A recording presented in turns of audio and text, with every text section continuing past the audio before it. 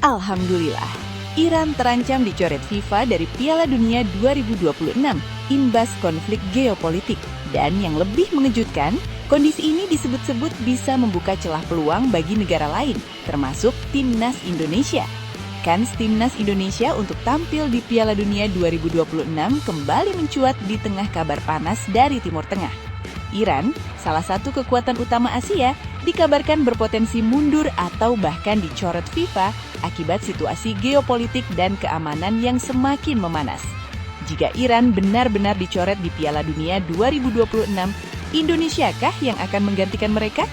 Tonton hingga selesai.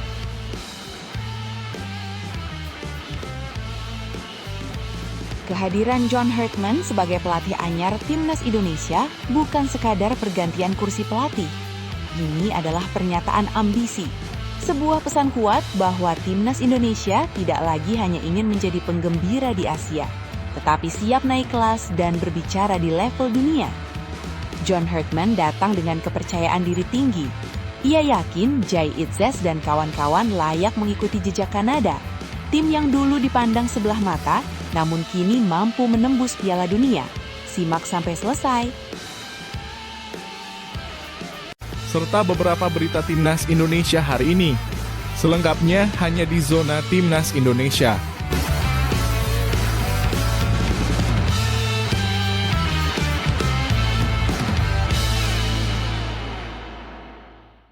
Sebelumnya, jangan lupa subscribe channel ini supaya tidak ketinggalan berita Timnas Indonesia. Alhamdulillah, Iran terancam dicoret FIFA dari Piala Dunia 2026 imbas konflik geopolitik. Dan yang lebih mengejutkan, kondisi ini disebut-sebut bisa membuka celah peluang bagi negara lain, termasuk Timnas Indonesia. Kans Timnas Indonesia untuk tampil di Piala Dunia 2026 kembali mencuat di tengah kabar panas dari Timur Tengah. Iran, salah satu kekuatan utama Asia, dikabarkan berpotensi mundur atau bahkan dicoret FIFA akibat situasi geopolitik dan keamanan yang semakin memanas. Jika Iran benar-benar dicoret di Piala Dunia 2026, Indonesiakah yang akan menggantikan mereka? Tonton hingga selesai. Kabar potensi mundurnya Iran berawal dari laporan media lokal Iran sendiri. Disebutkan bahwa Federasi Sepak Bola Iran, FFIRI, bersama otoritas olahraga negara itu tengah mempertimbangkan langkah ekstrim, tidak mengirim tim nasional ke Piala Dunia 2026. Turnamen yang akan digelar di Amerika Serikat, Kanada, dan Meksiko ini dinilai menyimpan risiko besar bagi Iran. Hubungan politik Iran dengan Amerika Serikat yang tidak harmonis menjadi faktor utama. Hingga saat ini, pembatasan dan larangan masuk warga Iran ke wilayah AS masih menjadi isu sensitif dan serius. Bayangkan, satu tim nasional lolos ke Piala Dunia, namun pemain, staf, dan ofisialnya justru terancam kesulitan visa, keamanan, hingga potensi penolakan masuk. Kondisi ini jelas menciptakan ketidakpastian besar. Masalah Iran tak berhenti di situ. Peristiwa pembunuhan massal terhadap demonstrasi di dalam negeri Iran memicu kemarahan dunia internasional. Gelombang kecaman datang dari berbagai organisasi HAM dan komunitas global. Situasi ini dikhawatirkan akan berdampak langsung pada keikutsertaan Iran di ajang internasional. FIFA sebagai federasi sepak bola dunia berada di bawah tekanan besar untuk menjaga nilai netralitas, keamanan, dan citra turnamen terbesar mereka. Jika kondisi ini tak kunjung membaik, dicoret menjadi skenario yang mulai dibicarakan secara serius. Jika Iran benar-benar mundur atau dicoret, maka satu slot wakil Asia otomatis kosong. Dan disinilah drama dimulai. Persaingan Asia akan semakin ketat dan penuh intrik.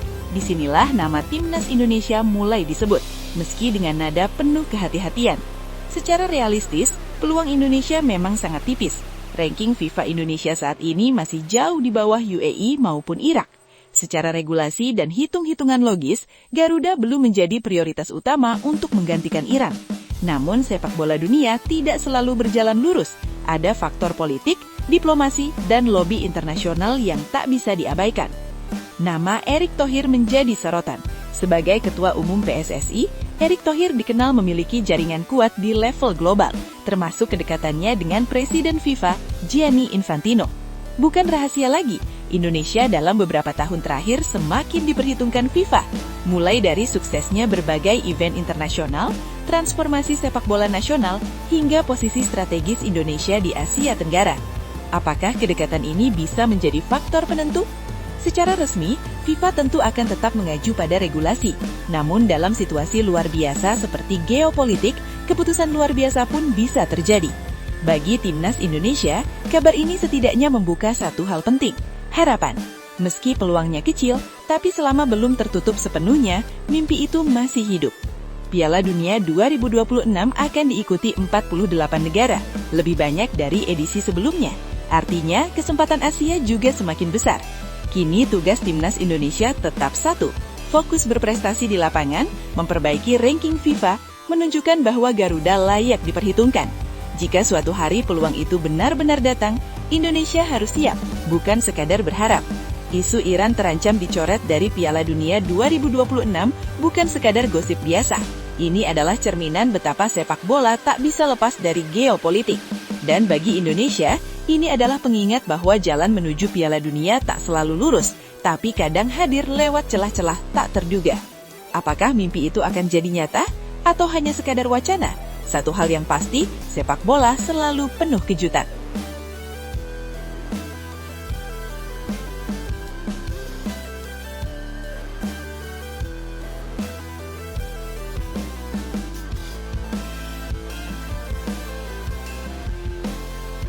Kehadiran John Herdman sebagai pelatih anyar Timnas Indonesia bukan sekadar pergantian kursi pelatih.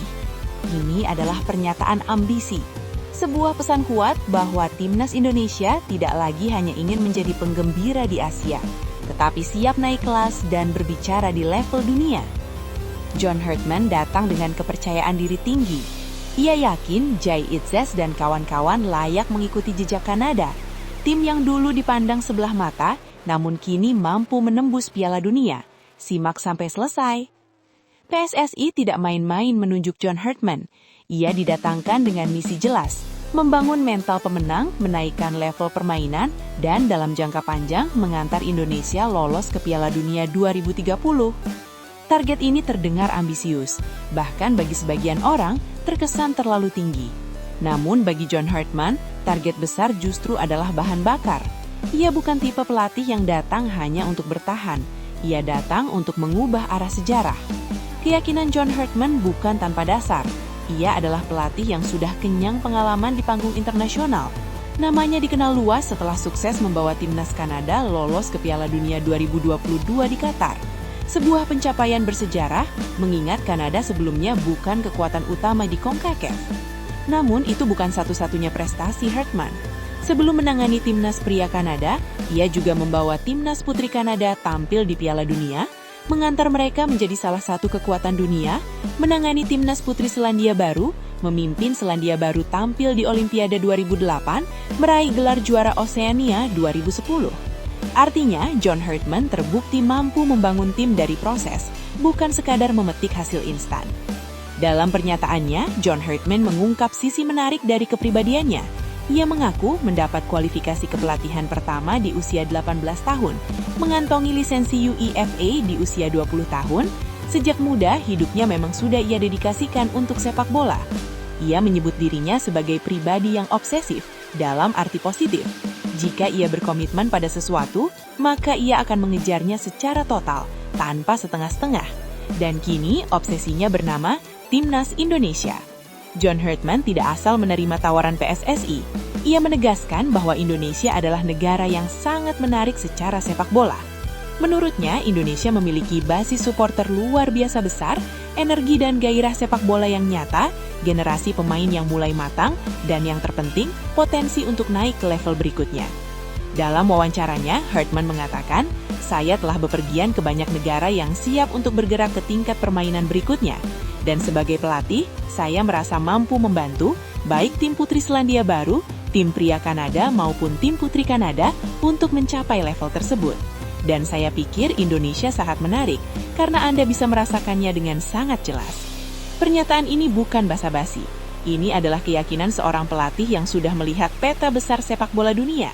John Herdman melihat kualitas dalam skuad Garuda.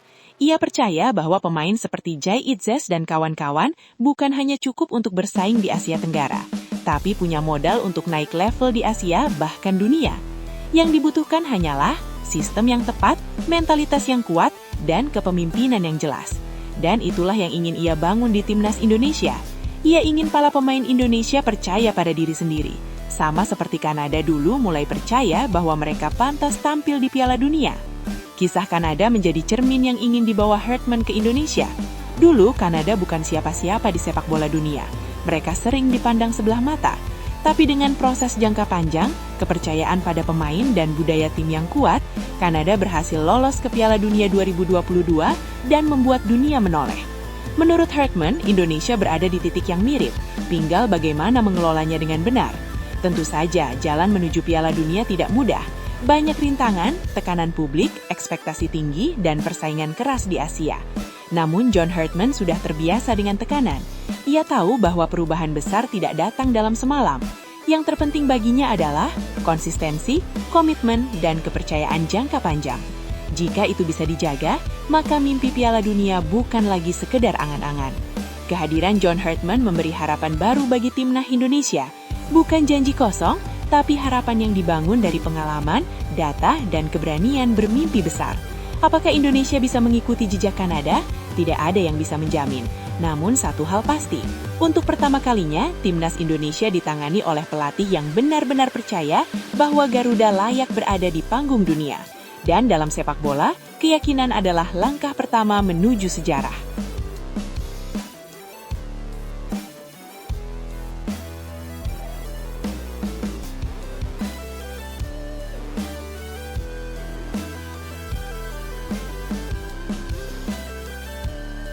Terlalu jumawa. Piala AFF 2026 bahkan belum dimulai. Jadwal resmi pun belum sepenuhnya dirilis. Tapi api rivalitas sudah menyala lebih dulu. Dan kali ini apinya datang dari Vietnam. Sebuah pernyataan keras, tajam, dan penuh makna dilemparkan ke arah pelatih Timnas Indonesia, John Hartman. Bukan sekadar kritik, bukan sekadar komentar media. Ini adalah tantangan terbuka. Vietnam secara terang-terangan meminta satu hal. Jika Indonesia ingin dihormati, turunkan skuad terbaik. Jangan ulangi alasan tim U23 seperti di Piala AFF 2024. Kalimat sederhana, tapi efeknya luar biasa. Publik Indonesia langsung panas, media sosial bergolak, dan satu pertanyaan besar pun muncul. Apakah Vietnam mulai merasa terancam oleh kebangkitan Timnas Indonesia? Simak hingga selesai. Indonesia dan Vietnam bukan rival biasa. Dalam satu dekade terakhir, kedua tim ini selalu berada di jalur yang saling berpotongan. Bertemu di AFF, bertemu di kualifikasi Piala Dunia, bertemu di SEA Games, dan hampir selalu pertandingannya panas, keras, penuh emosi, dan syarat gengsi. Vietnam selama bertahun-tahun dikenal sebagai Raja Asia Tenggara. Mereka konsisten, mereka disiplin, mereka punya sistem yang rapi. Sementara Indonesia selalu disebut tim potensial, punya supporter besar tapi prestasi belum stabil. Namun 2 tahun terakhir segalanya berubah. Indonesia mulai berani, Indonesia mulai percaya diri, Indonesia mulai menatap Vietnam sejajar, bukan dari bawah. Dan disitulah cerita ini menjadi menarik. Kita mundur sebentar ke Piala AFF 2024. Saat negara-negara Asia Tenggara menurunkan pemain senior terbaik mereka, Indonesia membuat keputusan yang mengejutkan. Mayoritas skuad diisi pemain U23. Alasannya jelas dan terbuka, regenerasi, persiapan jangka panjang, memberi jam terbang pemain muda. Bagi PSSI ini adalah strategi, tapi bagi Vietnam ini dianggap sebagai alasan. Vietnam tampil habis-habisan, pemain senior mereka turun semua. Tim tampil solid, dewasa, dan berpengalaman. Hasil akhirnya, Vietnam juara dan Indonesia tersingkir lebih awal.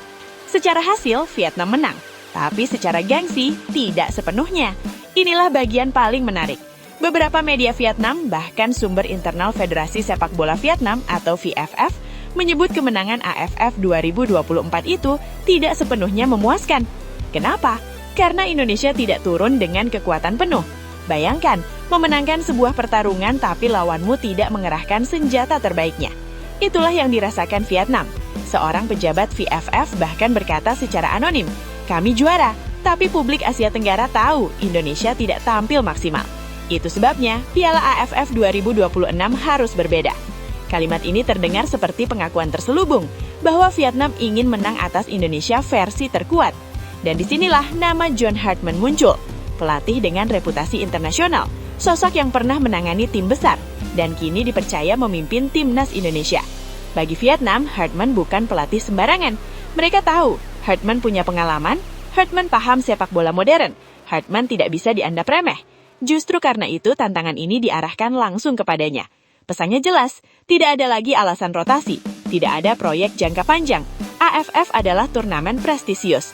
Jika serius, turunkan semua pemain terbaik. Ini bukan sekedar komentar media, ini tekanan publik. Di Indonesia reaksi langsung meledak. Sebagian supporter merasa tersinggung. Vietnam sok jago, Vietnam terlalu banyak bicara. Mereka takut Indonesia turun full tim. Tapi sebagian lainnya justru melihat ini sebagai tanda bahaya bagi Vietnam. Karena biasanya tim yang nyaman di puncak tidak perlu banyak bicara. Faktanya, Indonesia memang sedang naik. Kualitas pemain meningkat, naturalisasi berjalan, mental bertanding membaik, liga domestik semakin kompetitif. Dan Vietnam melihat itu. Banyak pengamat menyebut ini sebagai perang psikologis klasik. Vietnam ingin menekan Indonesia sejak awal, menghilangkan alasan jika Indonesia kalah, memaksa Hartman bermain all out. Jika Indonesia kalah dengan skuad terbaik, Vietnam sah dominan. Jika Indonesia menang, maka satu era baru akan dimulai, dan mungkin Vietnamlah yang harus mencari alasan. Piala AFF 2026 kini bukan turnamen biasa.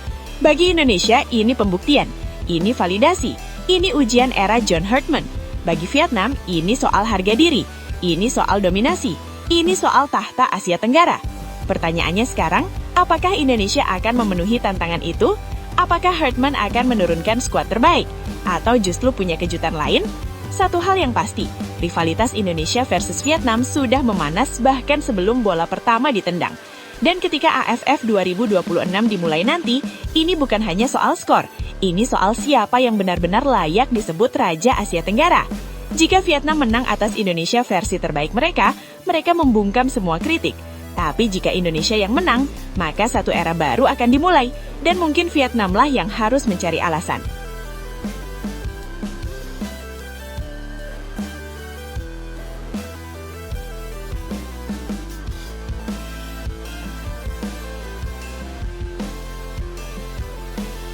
Keren! Seorang pelatih asing datang dari ribuan kilometer jauhnya, belum memimpin satu pertandingan pun, namun hatinya sudah bergetar.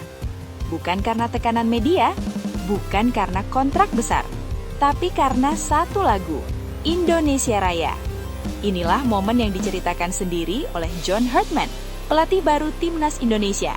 Sebuah pengakuan yang sederhana, tapi penuh makna. Sejak pagi ini, saat saya mendengarkan lagu kebangsaan dan merasakan bahwa ini adalah tanggung jawab yang besar, hati saya benar-benar bergetar.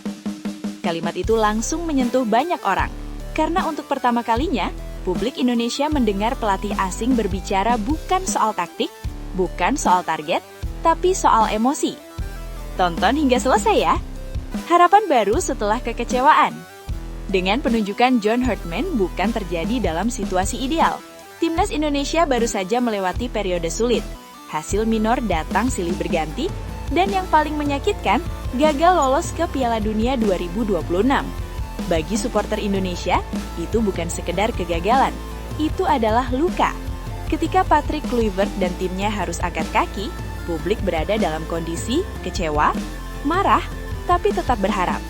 Dan di tengah suasana seperti itulah, nama John Hartman muncul. Siapa sebenarnya John Hartman? Bagi sebagian orang, namanya mungkin belum populer pelatih Eropa lainnya. Tapi di dunia sepak bola internasional, John Hartman adalah pembangun tim. Ia bukan pelatih instan, ia bukan tukang sulap hasil cepat. Namun satu hal yang tak bisa dibantah, dia teruji di level negara. Prestasi terbesarnya, membawa Kanada lolos ke Piala Dunia 2022. Dan itu bukan hal kecil. Kanada adalah tim yang selama berpuluh tahun dianggap biasa saja. Tapi di tangan Hartman, mental berubah, identitas terbentuk, tim percaya diri menghadapi raksasa. Dan kini, Indonesia menjadi proyek berikutnya. Sejak hari pertama, Hartman tahu satu hal, melatih Timnas Indonesia bukan pekerjaan biasa. Ini bukan hanya soal sepak bola, ini soal ekspektasi 270 juta rakyat, tekanan media, fanatisme supporter. Namun alih-alih takut, Hartman justru menyambutnya dengan antusias. Ia mengakui datang ke Indonesia dengan motivasi yang sangat tinggi. Bukan karena nama besar, bukan karena gaji, tapi karena ia melihat sesuatu yang istimewa. Dan momen itu datang saat Indonesia Raya diperdengarkan. Bagi sebagian orang, lagu kebangsaan hanyalah formalitas. Tapi bagi Hartman, itu adalah peringatan keras bahwa ia tidak sedang melatih klub, ia melatih sebuah bangsa. Saya rasa ini hanyalah kumpulan emosi yang beragam. Begitu kata Hartman. Ada bangga, ada takut, ada tanggung jawab besar, dan mungkin ada tekad untuk tidak mengecewakan. Satu hal lain yang membuat Hartman terdiam adalah supporter Indonesia. Ia melihat stadion, ia melihat lautan merah putih, ia melihat orang-orang yang tetap datang meski baru saja dikecewakan. Supporter Indonesia mungkin kecewa, tapi mereka tidak pergi. Dan itu bagi seorang pelatih adalah pesan paling kuat, bahwa tim ini layak diperjuangkan. Misi panjang bukan proyek instan.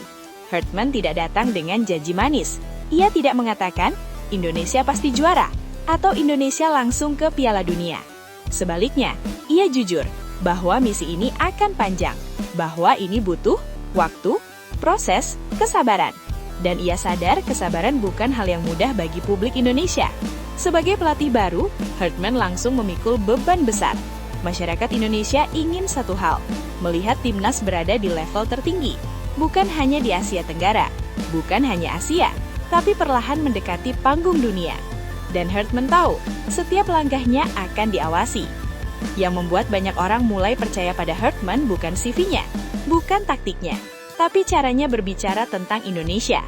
Ia tidak terdengar seperti orang yang bekerja lalu pulang.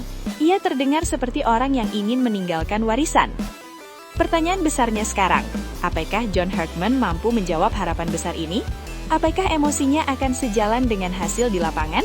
Atau justru tekanan akan terlalu berat? Belum ada yang tahu, tapi satu hal sudah jelas.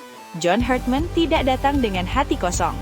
Jika benar hatinya bergetar saat Indonesia Raya berkumandang, maka ini bukan sekedar pekerjaan.